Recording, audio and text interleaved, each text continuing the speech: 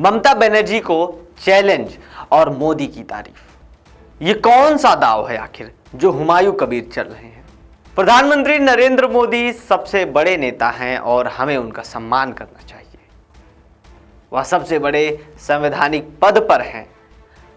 मैं बस एक आम इंसान हूं, मेरे साथ कोई तुलना नहीं होनी चाहिए। उन्होंने आगे कहा कि मैं इस जिले में 43 साल से राजनीति में एक्टिव हूं। ये बयान पश्चिम बंगाल में तृणमूल कांग्रेस से निष्कासित विधायक हुमायूं कबीर अपनी नई राजनीतिक पार्टी जनता उन्नयन पार्टी के लॉन्च के समय दिया। मेरे पास तो 30 उम्मीदवार रेडी है, लेकिन मैं कितना किया, 7 किया, नहीं दोनों सीट में और पाँचों 7 डिक्लेयर किया। मैं चाहते तो 30 उम्मीदवार ओपन कर सकते, लेकिन मैं रोक दिया।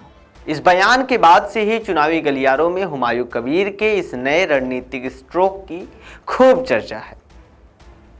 नमस्कार, मैं हूं पीयूष तिवारी और आप देख रहे हैं नव भारत लाइव। उन्होंने दावा किया कि उन्हें भारी जन समर्थन प्राप्त है। उन्होंने बताया कि उनकी पार्टी का नाम जनता उन्नयन पार्टी होगा। कहा कि मुस्लिमों को सिर्फ वोट बैंक की राजनीति के लिए सत्ताधारी पार्टी इस्तेमाल करती रही हैं। इन्हें काफी चीजों से वंचित रखा गया है।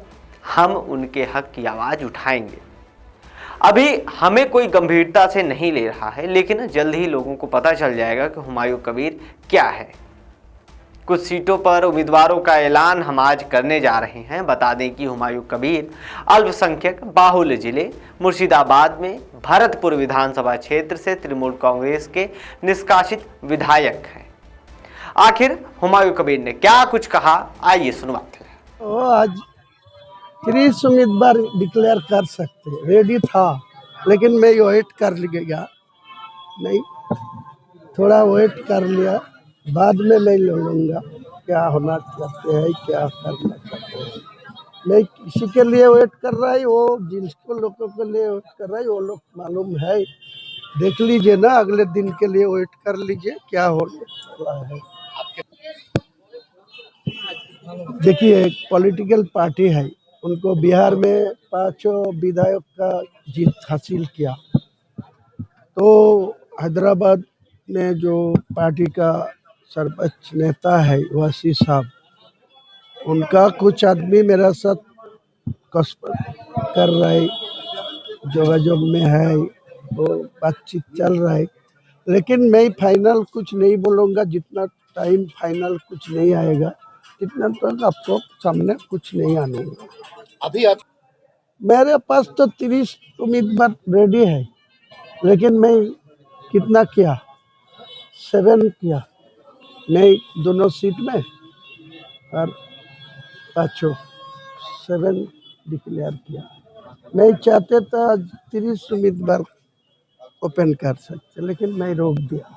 अगले जनवरी में लास्ट तक कोई सेंट्रल गवर्नमेंट का जो ब्रिगेड का जो डिफेंस का जो एनओसी वो मिल जाएगा, तो मैं ब्रिगेड में सभा करके वो 10 लाख का आदमी इकट्ठा करके उसी दिन मेरा 50% उम्मीदवार उसी दिन डिक्लेयर कर। ब्रिगेड में 5 लाख आवाज में गीता पाठ, उसके बाद 10 लाख लोग 10 लाख लोग को वहाँ, और 1 लाख का तो कुरान पाठ तो फरवरी में वो मस्जिद का जो भीत नींव रखा, वो जो कंस्ट्रक्शन का काम इंजीनियर लोग शुरू करेगी, उनके पहले तो 1 लाख लोग को कुरान पाठ करके ही वो काम शुरू होगा।